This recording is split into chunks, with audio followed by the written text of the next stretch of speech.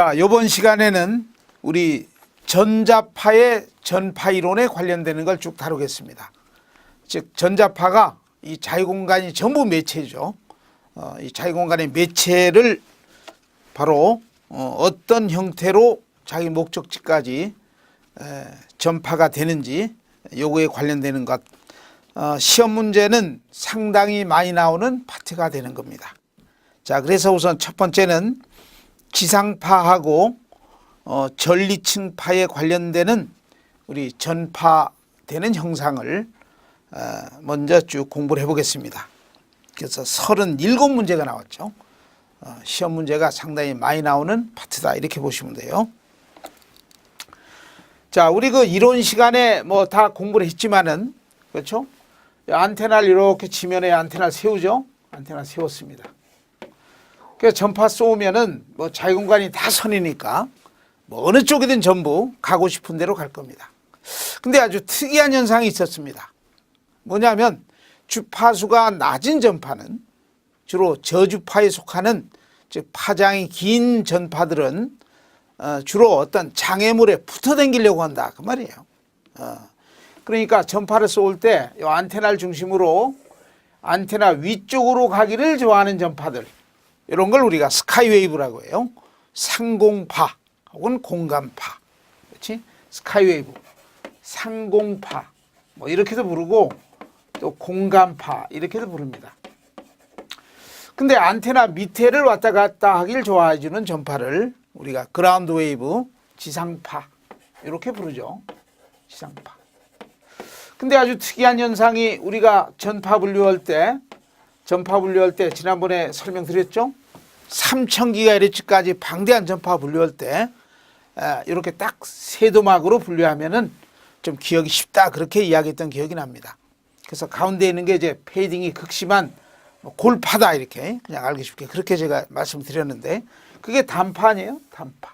그렇지? HF 단파. 이것도 제법 주파수가 높아요. 파장이 짧은 어떤 직진성이 좀 강한 이제 그런 성향을 갖습니다. 근데 요거보다 낮은 장중파. 그렇죠? 그 중에 중파 하는 게 우리가 AM 방송에 쓰는 대역이 바로 중파 대역을 쓰고 있습니다.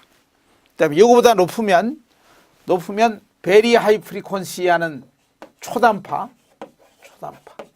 그렇죠? 초단파. 영어로 VHF 하는 초단파가 있고, 또 요거보다 한 단계 더 높은 마이크로파, 마이크로웨이브 하는 게 있죠.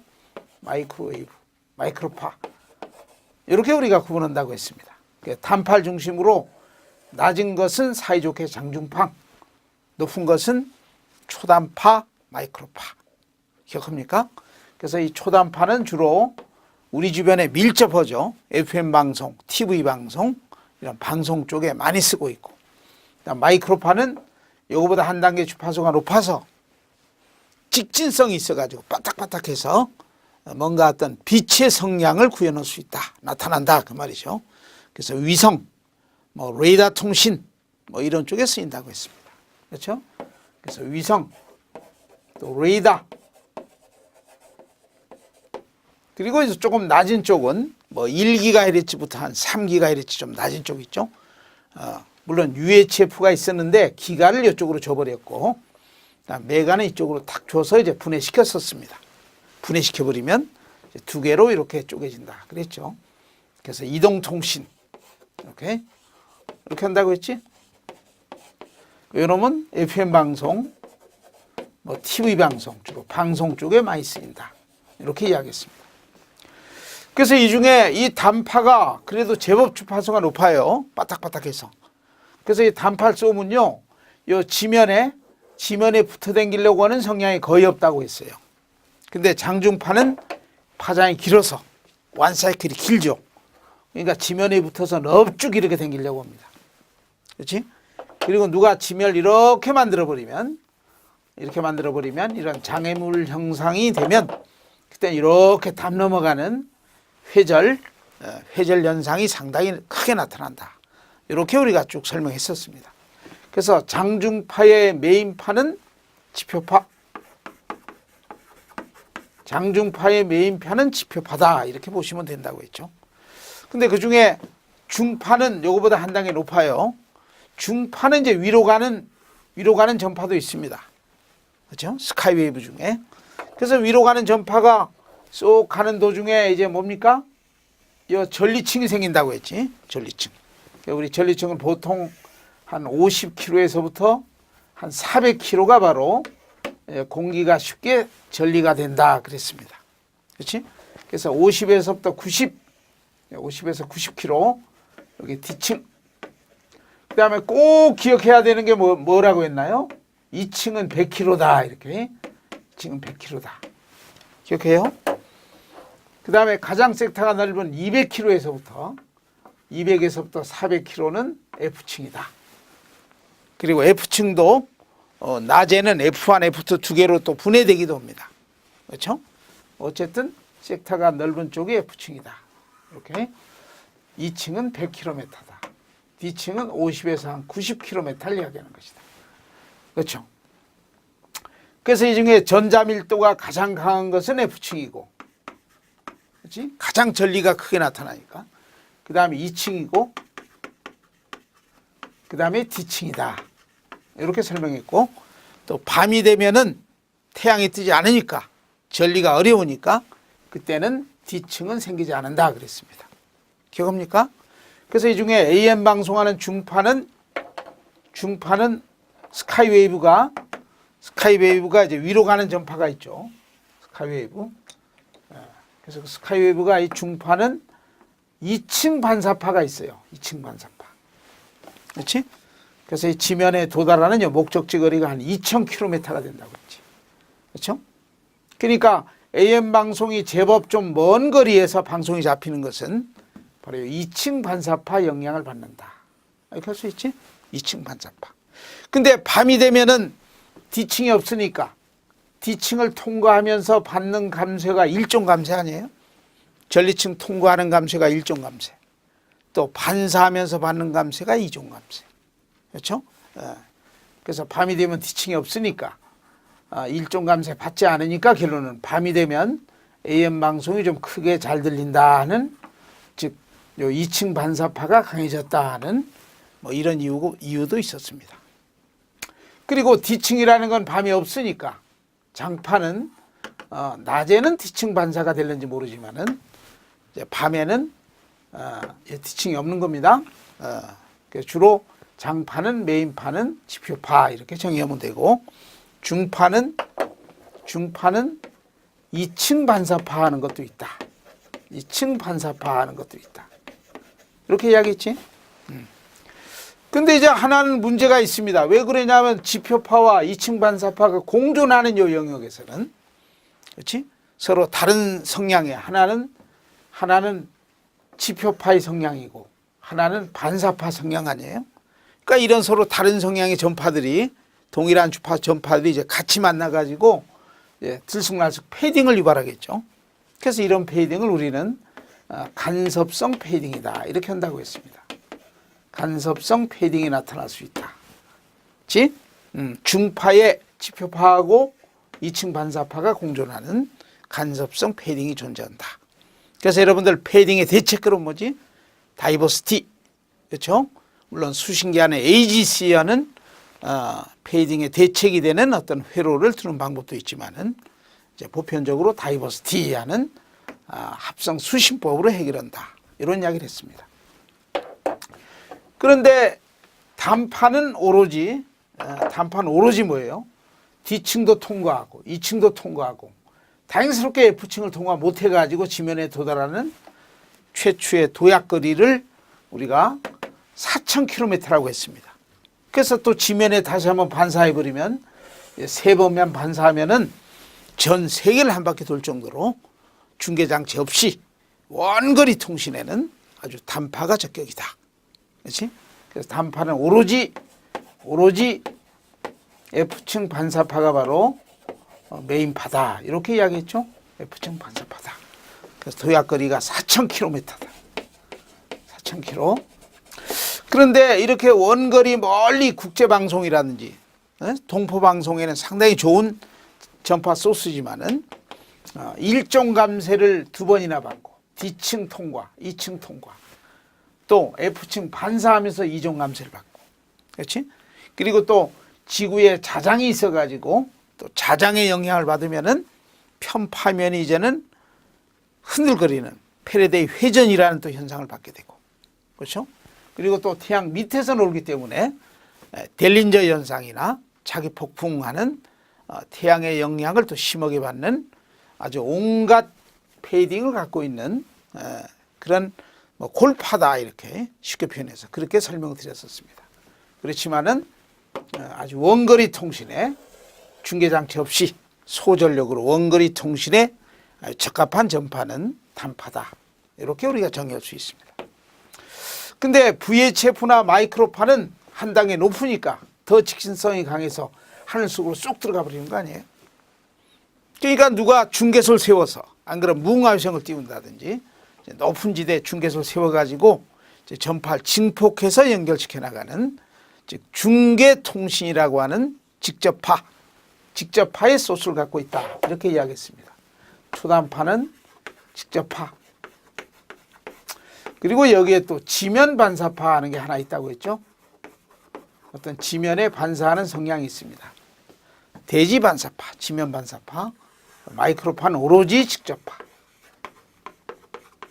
이렇게 설명했습니다. 그래서 이러한 간략한 내용이지만은 바로 이러한 그 전파되는 이런 성향을 가지고 문제를 쭉 풀면서 이제 정리를 해보겠습니다.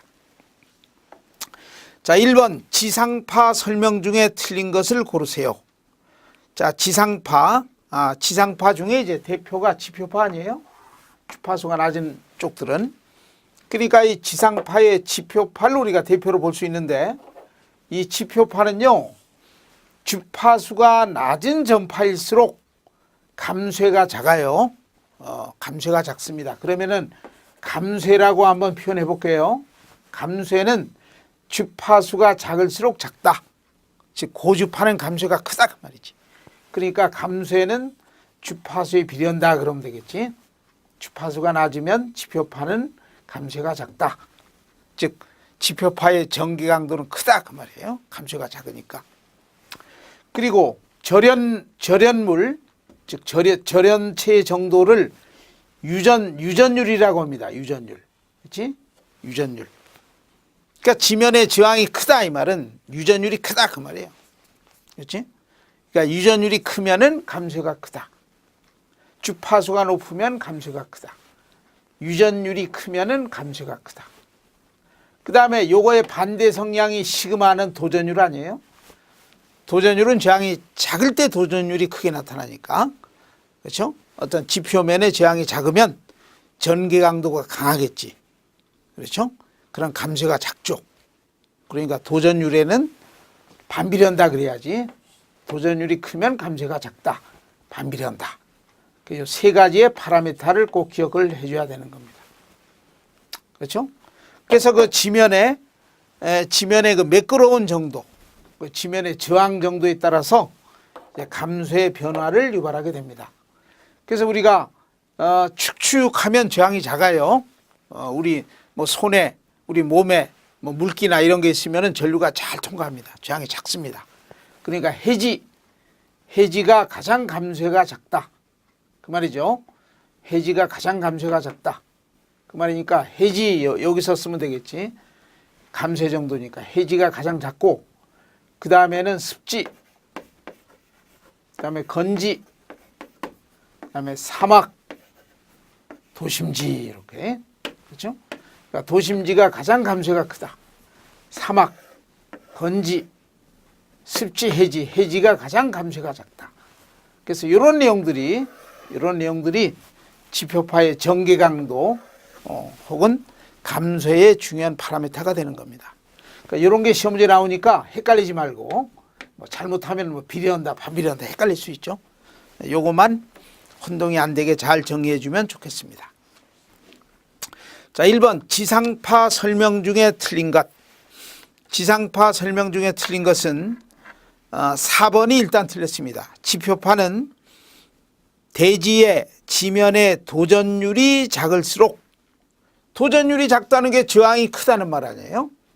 도전율이 작으면 저항이 크니까 감쇄가 크다 그래야지. 그래서 1번은 4번이 분명히 틀렸습니다. 자, 그런데 3번의 장파 또는 중파대 이하의 지상파에서는, 그러니까 주로 저주파 대역의 지상파에서는 그 말이죠. 장중파 대역에서 지상파에서는 지표파가 주전파, 메인파가 되는 것이다. 맞습니다. 그 다음에 3번, 안테나가 충분히 높으면은 직접파와 대지반사파의 합성파가 지표파보다 크게 나타난다. 맞죠? VHF 이상의 전파들은 직접파가 메인 소스 아니에요? 혹은 대지반사파나, 그렇죠? 그 어떤 중계장치에 의한 그런 전파 소스가 주전파가 되는 겁니다. 그래서 그 경우에는 안테나 높이를 높이 달아주면 전개 강도가 강해지는 성향을 갖고 있었죠. 그다음에 1번, 수평 및 수직 편파에 따라서 대지의 반사 개수가 달라지는 것이다. 그러니까 여기 하나 더 추가시키면요, 지표파는 대부분이 뭡니까? 이 수평 편파가 아니라 수직 편파예요. 그렇지? 그렇기 때문에 주파수가 낮은 장중파의 지표파는 전부 수직 편파 형태로 전파가 형성이 돼서 가는 겁니다. 그러니까 수평 편파의 감쇄가 수직 편파보다 크게 나타난다는 걸 기억할 거. 그렇지? 그러니까 이 주파수가 낮은 장중파 중심으로 지표파의 성향이 바로 이렇게 정의가 되는 겁니다. 알 수 있죠? 이런 비율을 기억을 해 놓으셔야 된다. 그 말입니다. 자, 그래서 1번은 4번이 틀렸습니다. 자, 2번에 지표파 설명으로 잘못되어 있는 것. 이건 3번입니다. 수평 편파의 지표파가 수직 편파의 지표파에 비해서 감쇄가 적다가 아니라 수평 편파가 감쇄가 크다고 했습니다. 그래서 3번이 답이 되는 겁니다. 3번, 지표면의 전파 특징으로 잘못되어 있는 것. 지표면의 전파, 즉 지표파의 성향으로 잘못되어 있는 것, 그 말이죠. 잘못되어 있는 것. 이건 3번이 틀렸죠. 주파수가 높을수록 감쇄가 큽니다. 그러니까 전개 강도가 주파수가 높을수록 작게 나타납니다. 그렇겠지? 그러니까 주파수가 낮은 놈이 전개 강도가 강해서 이제 멀리 전파된다. 그래야 맞습니다. 그래서 3번이 답이 되는 겁니다. 자, 그 다음에 4번, 지표파의 지면에 대한 영향으로 옳게 설명하지 못한 것, 틀린 것.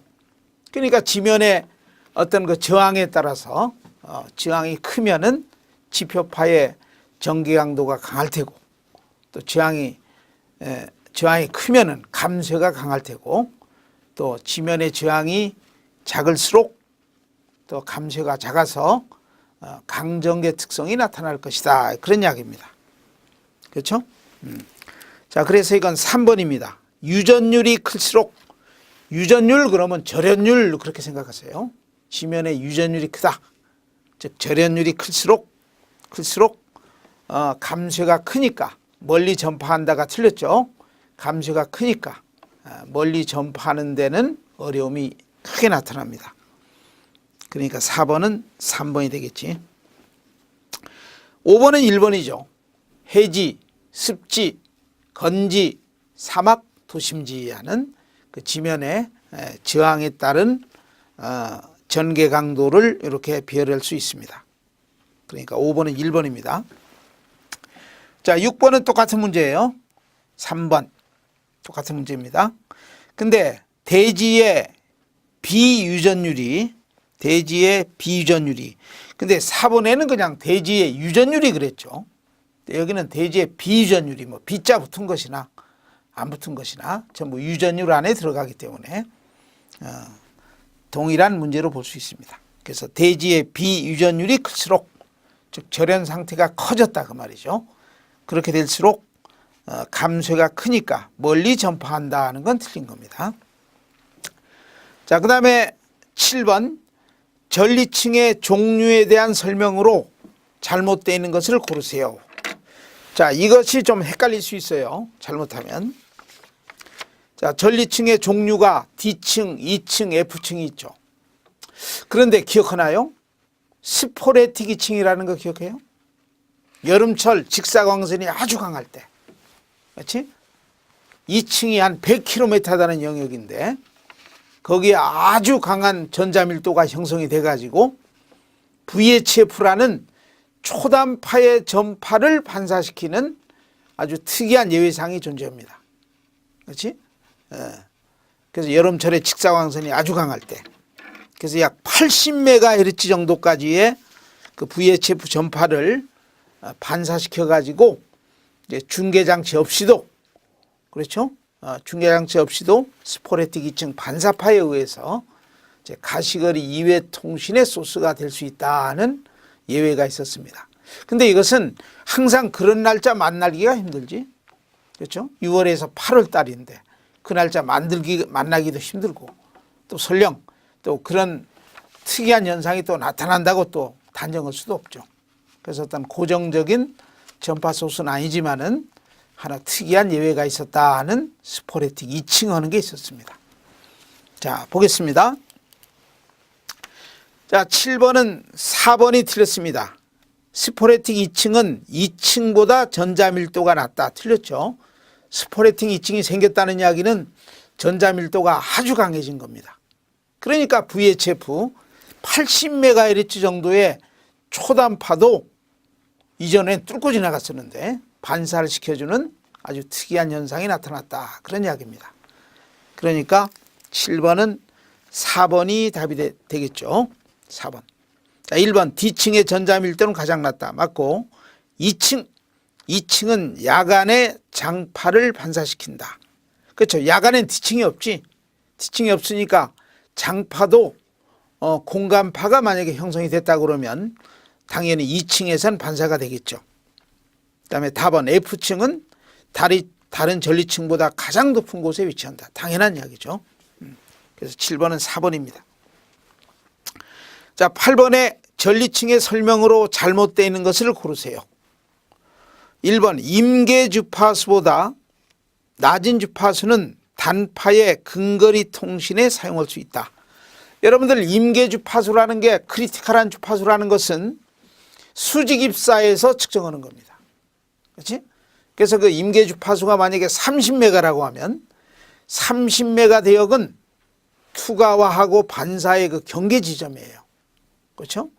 그러니까 그보다 조금이라도 높으면 하늘 속으로 들어가 버린다는 뜻입니다. 그런데 실전 상황에서는 전파는 수직입사가 아니라 경사입사 아니에요? 실제는. 그렇죠. 전파가 뭐 반드시 수직으로 들어오는 뭐 그런 성향이 뭐 거의 없다고 볼 수 있죠.